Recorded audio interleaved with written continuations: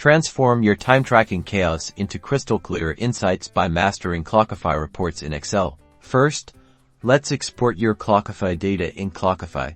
Navigate to the Reports section.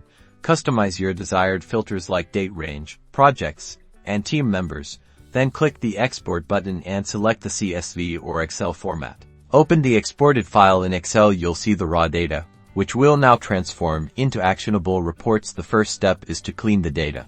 Use the Text to Columns feature under the Data tab to separate entries with delimiters like commas or tabs, ensuring each data point occupies its own column for easier analysis. Next, highlight your entire data range and insert a pivotable. This is where the magic happens. A pivotable allows you to summarize and analyze large datasets with ease.